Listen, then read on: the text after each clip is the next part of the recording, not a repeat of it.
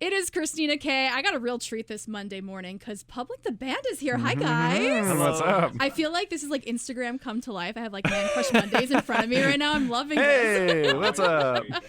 So I was kind of nervous for this interview because I'm always so like super prepared, but I couldn't find a lot on you guys, which actually this might be good because you could be like the real life Wikipedia and tell me your whole story and everything I need to know about you guys. We can educate you. So we are school friends. So Ben and I, the drummer over there, have known each other since kindergarten. And then Matt, who's a year older than us, we met in high school jazz orchestra. Oh my gosh. Yeah. So we like did the classic thing, like did the school talent show as a band for the first time, crushed it, did some grad parties, and then just played everything we could for the next few years. So when did you know that this is going to be something? This isn't just like messing around in school. Oh, I would like to think that I knew it from like the first practice that we had. Right. Like that's a super dramatic, like like Wikipedia page with like answer. It was a really special. It was moment. special, yeah. And I think we've always believed that it was going to be something huge, but the hugeness didn't come until like maybe March of this year when TikTok blew it up. Yeah. But we've been on the road for a long time, and I think we've really truly believed in the project from day one. Yeah. To give you the really sad. That's so interesting that you say TikTok is what did it. So what was it? Was it like a video you guys made? No, it wasn't us. It was completely just the internet, like just for some reason loving this song and then it getting spread truly all over the place. Like internationally, we are getting messages from people like Indonesia, like. And it was like a song that you guys have had for a while too. Yeah, right? it's a song that we've had in our set for like a long time, and it's just. Yeah, I mean, we didn't make a TikTok. Like, it was just other people made stuff, which is it's like so out of our control, so out of anything. Like, it's so not orchestrated, which is, honestly makes it more special, I think, for us. Because it's just like, no, this is the world. The way we look at it, it's almost like the world kind of now, like a song that we've thought was special since it was released. It seems like everybody else thinks it's really special now. That just goes to show you the power of the internet and I know what one fan can do. Yeah, every fan is so important, and this is like proof of that. So, yeah. We still don't know the first person to do it, and we're on the look for that. Really? So how did you guys know that, okay, this is blowing up on TikTok? Like, where were you when you found out? How did you find out? We first found, some of our fans were sending us like links to stuff on Instagram of like people doing edits where the song was used over like two movie characters pretending to fall in love. Oh my gosh. And sending us actual. And then some of them had the TikTok logo at the bottom, and we're like, "What is that?" Yeah. Yeah. Because I don't know that much about TikTok. No. Yeah. So I saw like commercials for it, and it'd be like primarily people dancing. Right. Yeah. So I'd be like, "Why is our song kind of like on this app? No one's doing what I thought TikTok was doing for us." But yeah, it was crazy because we had all these fans sending us videos. And we kind of maybe just brushed it off initially, like that's so cool. Like someone out there is using our song, and we thought that was it. And then this new app, whatever. Right. Yeah. And then we look at like the streaming numbers of like March comparatively to everything else, and it was like 200% more than what it had previously been. It just launched. I remember being in the kitchen with my dad. Like I was at my parents' place back in Cincinnati, and he was just kind of asking me how things were going, and I was like, "Oh, this is this," and I was like. It's so weird, but Make You Mine is starting to get like a lot of plays on Spotify, and we were both just like, wow, I guess that's just like cool, that's just, I guess that's just a bonus for you guys. And I was like, yeah, it's really nice though. And that was like really like right at the start, and like, boom, like stuff changed so much. It's like crazy. Our team too is because we looked at it like we kind of look at everything like that's cool, like somebody's resonating with it. Yeah. But our team was like, let's move on this. Someone out there is giving you guys a good look, and we need to kind of spread the word. Mm-hmm. So we got picked up by Kevin Jonas Sr. I think I love him. As of last June, last July. Yeah. About that. And he's been like just a huge like part of our team since then, because all we knew was touring, just writing music and being on the road. And he brought this huge new dimension to like the whole aspect of the project. He knows a thing or two about the industry. Well, it was his design really. We were about to release a different single for this past summer. We had a song like in the pipes. We were really excited about it. And then the stuff with Make You Mine started to grow to such a level where he actually was like, guys, we need to pause. And we need to actually focus on this. And like, let's get a radio edit of this thing. We're like, a radio edit? And he's like, yes, I'm actually not kidding. And I think another thing for us too is just because we haven't had I don't know. We haven't been like plugged into the industry so much. It's like we haven't worked with labels. It's like we've just been on the road. So we didn't even realize that the kind of numbers we were pumping out on Spotify, that's actually the kind of thing that a label, like that's label territory. We were just like, oh, this is crazy. This is awesome. But like we were out streaming people who had been on major labels for years. That's and like we had crazy. no idea. And so he was the one that was kind of like, guys, like this is actually incredibly special. So we paused and, you know, he kind of started sending our numbers out to people, like literally just saying like, this is what they're doing right now. Yeah. And like from then on, it was just like we're just constantly talking to different people. It's kind of a good thing, I guess, that you didn't have a label before that, because it is, yeah. having someone like him to guide you guys, that's very special. I think the timing for everything that's happening right now is right. Like I think that we're ready for what's happening now, and we actually have the team like Kevin. I mean, there's a lot of others now too, but we have the team that actually can support us in this like That's big amazing. wave. So I mean, we did it for so long that we kind of like took on different hats for different roles and all this stuff, and kind of learned everything we needed to do to succeed. And then that we have other people helping us in those areas, I think it just means that much more to us. Like seeing that how hard they work in a specific field. See, that's special, because I think the same could be said in any industry, like working your way up, knowing all the roles underneath you. So when you make it to the top, you know it very well. Yeah. So what does the rest of the year look like for you guys?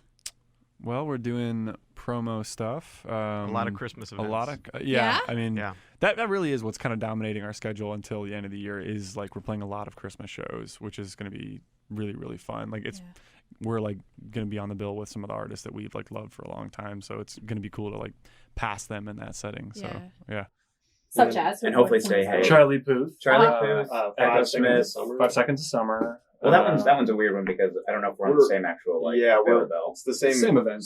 We're like the pre-show. Yeah. Those are pretty big names that you guys are joining. Big names. Why don't we? Why don't we? I think we played with them like 4 times. Yeah, we're like on a few Christmas shows with those guys. Stephen Puth as well. So both the brothers. Yeah. For King and Country. Wow, we really know these things by heart. That's true. It's not like we look at those like every day or something. There's something else I'm like forgetting. So when you guys do events like this, you throw any Christmas songs in there? We recently recorded a Christmas song. Yes. It just came out like a couple weeks ago. Winter Wonderland. Love it. That way we were singing it before we started the interview. I heard a little. Okay. Well, the thing was like, it's funny because we cranked that out in a couple of days in Nashville. Yeah. And we've only played it one time in like kind of an acoustic setting. Okay. Yeah. So we're just like warming up to it over there, and Tommy comes out. He's like, "Hey, you need to do that like right now." Yeah. We're like, "Okay, sure." Well, we're Long Island's holiday music station, so we hear everything. So when we hear a different kind of version, we're like, "Yeah, we need that. We need that. What is that?" It's like funk. It's funky, and there's like a big guitar solo in it. It sounds like Queen for a second. It's very public. I mean, it's very much what we would do with a Christmas song, because like you can't just, if you're gonna do a song that's been done 100 times, you have to do something different with it. So that's what we did. Well, the thing was, we played it acoustically, and there's a lot of bass in there. And I had a Tylenol bottle that I was playing with, so I felt as a shaker. As a shaker. Yeah. So I felt a little uneasy because I was out of my element and just like. Well, it's also weird. That's a great pro move, though. Like, use what you got. Not having that like foundation though is also like that's tough. Right. Very bass-driven song, but anyway, you should listen to it. I would love to. Oh my like gosh. Christmas music, you should let us know what you think. We're obsessed with Christmas here. If you guys were here like towards the end of the week, this whole studio is going to be decked out. We saw some Thanksgiving stuff. That's true. That's true. I was actually impressed by that because most people, it's like, okay, let's Halloween and then we can just let it go to Christmas. But like, I feel like the day after Halloween, somebody in here was like, just like put turkey crap everywhere. Turkey crap? Not literally. Like my house right now looks like Nightmare Before Christmas because I saw Halloween stuff and also Christmas stuff. Great movie, by the way. Yeah, we were actually kind of talking about Disney. That was the first thing I said with you guys. So you asked me my favorite Disney movie, which is Beauty and the Beast. What are yours? Mine, I think, will always be Fox and the Hound. Ooh, underrated. Oh my god, it makes me. If I think about that movie, I'll get really, really sad. Yep. Ben, mine for sure is the Disney Robin Hood. Yes. Prince John is one of my favorite characters of all time. Yeah. That whistle. Yeah. Exactly. So good. Man. I really like Toy Story. Yes. I really like the soundtrack for Up. Oh my Makes me cry. goodness. Another one. Michael Giacchino, guys. It's like, If you guys were to ever cover a Disney song as a band, what would you? I have one. Let's each pick one. Yeah. Okay, I'm interested if any of them would be the same. Sleeping Beauty. I know. Once Well, we have Upon a covered that Time. song. Yeah. Kind of. And Pat, we've done a guitar based. Not in a recording, right? But yeah. Ben, you have one? I would want to do the Robin Hood theme. Yeah. I think that we could crush like Tales of Oldest Time. I think we could do something. I think like imagine if You like said that because she likes that She's movie. just- no, truly. I mean, like we talked about it because the chords and the melodies in that song are actually just incredible. And I think we could make like a cool sort of like indie rock-ish type Ooh, of sound. Have we done that one too? In the same vein? Like the acoustic thing. We've messed with it. I actually played that at a wedding one time. That's it. That's what it was. So perfect. Yeah. He played that at the wedding of our really close friends that did some of our album artwork. Yeah. right. Jason Matheny. And we performed at the wedding, and Walk the Moon performed at the wedding. Oh my gosh. It was a good wedding. Yeah, because you guys have been on tour with Walk the Moon, who Yeah. has covered a bunch of Disney Right. stuff. They opened with Right. Circle of Life. Was that Dude. Circle of Life? Yeah. We're always like, God, so we walk out to the Jurassic Park theme right now. That's like Okay. that's our Spoiling. unveiling. But no, I mean, but we've always been like, gosh, walking out to the Circle of Life because it's also so big sounding. It's like that is such a good walkout song. Well, they did Circle of Life, and they did, what's the Charlie and Chocolate Factory song? Oh, right. Pure Magic. Pure Magic. Yes. And it's just, Yeah. you're like, oh, it's magical. Yeah. He's such an animated character, so it's like it's so perfect yeah, that it works. they did that. So Very- Jurassic Park, where did you pick that from? I think that was largely me wanting to walk out to something. Massive. I'm like a huge movie guy and movie Okay. soundtrack guy. Like that's what I nerd out over. And so I don't know if you know when we made that. I think it was when we did like our headlining tours. We started talking about like actual soundtracks to walk out on, Right. or like Yeah. something like that. And we've done Jurassic Park. What was something else we've done? Because didn't we have a different one We did too? Star Wars for a headline Oh. show. We did. It was Yoda's theme. Oh no, we ended with Yoda's. And it was, So like what did we walk onto? we walked on It to was dialogue from a movie. Breakfast at Tiffany's or something. Yeah. It was like I old love like this. Hepburn dialogue, and it was like really like cool and weird. And then as the show ended, Yoda's theme from Star Wars played like Oh my God, chills. Yeah. It was great. Are you guys Star Wars fans? Yes. People. I like live and breathe Star Wars. Like I'm nervous about this last movie.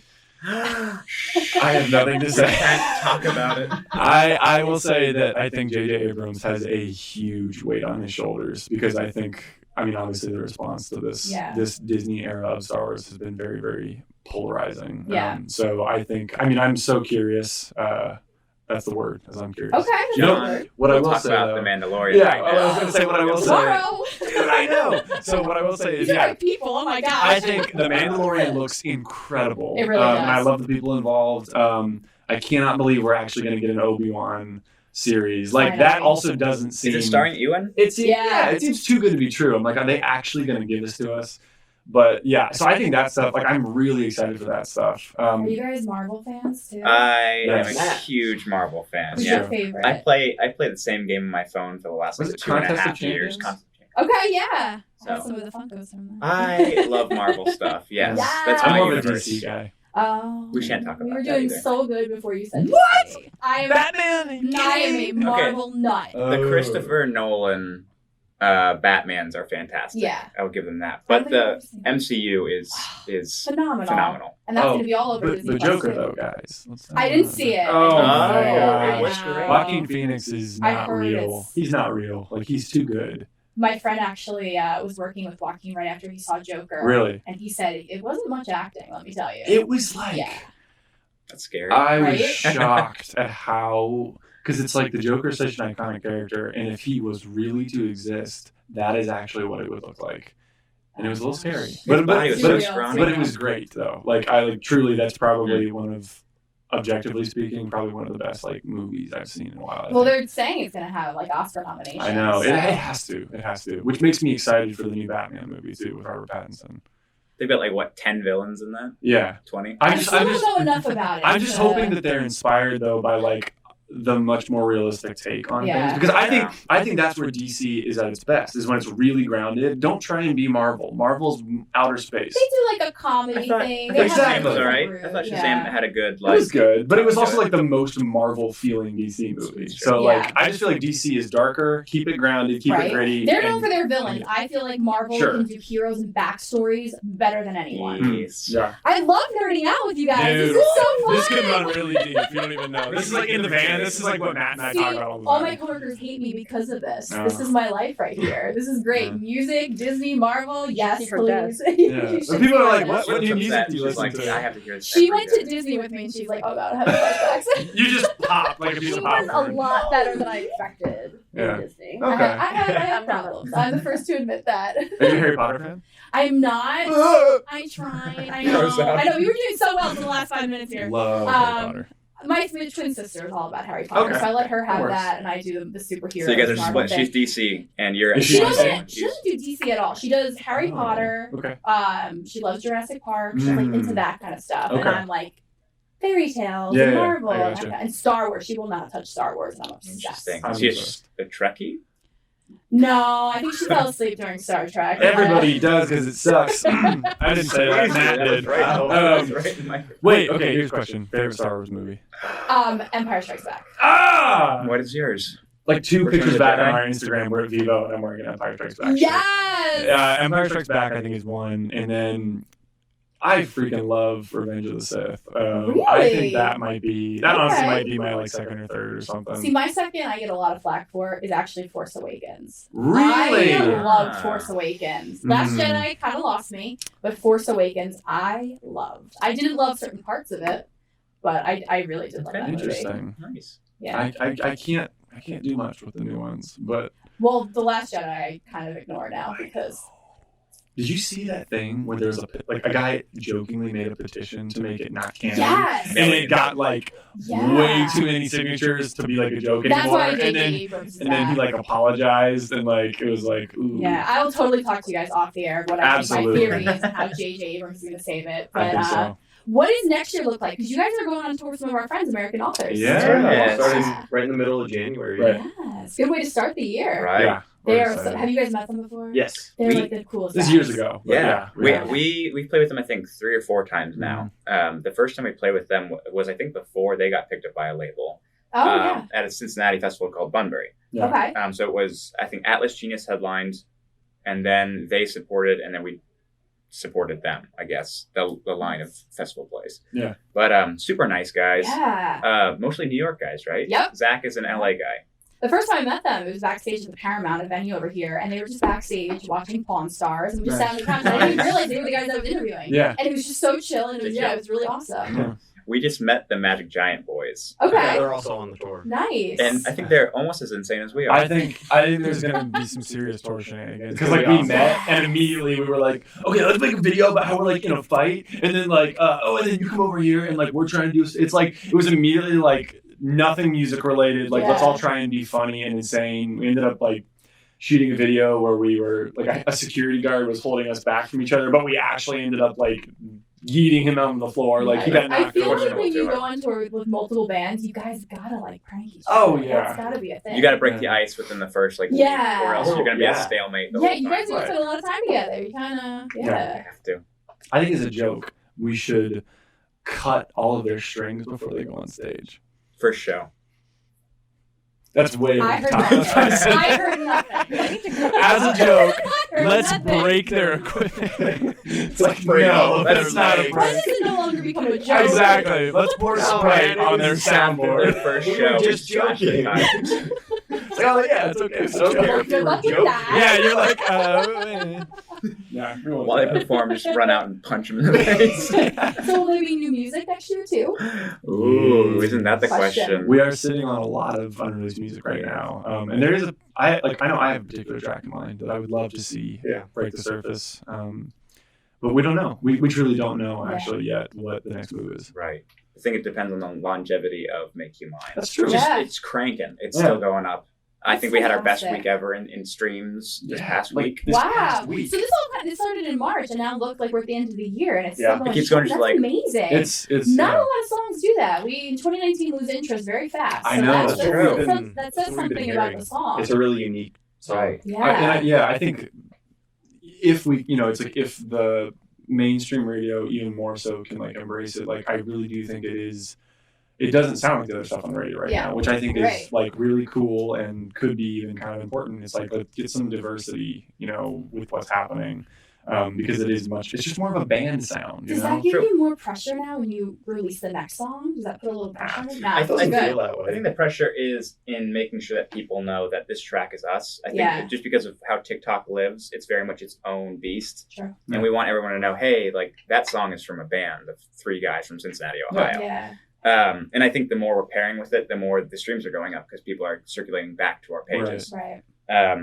So I think we just want to contain, like, we're not just like a pop act or we're not just a one song hit. Yeah. We want to keep that kind of moving forward into next year. Because like that song, we love that song, but we like it's not like, oh, no surprise there, that is by far our best song. It's like we actually love all of our songs. Like there's those songs where I could see the same thing happening with this song, you know? It just happened to be Make You Mine. It just happened to be Make You Mine. And like, you know, no disrespect to all the things that are the reasons why, but it's just like we have so much more depth to our music than just this one song, which is why like, you know, we don't want it to be just a moment, because what you're saying is true. It's like people lose interest very quickly nowadays. And so to get them to invest in not just a song, but like a band is the move. So all the promo we're doing right now is really about getting our faces out there. Like we did Kelly and Ryan and Good Day New York last week. And so it's all about like, okay, who are these guys that made this song? Because it is people. It is people, you know. This is actually a group of people that did this. So. And you guys are so great too. You guys are so fun to hang out with. Oh, thank you. I hope we get to do this again in the future. No, likewise. More success and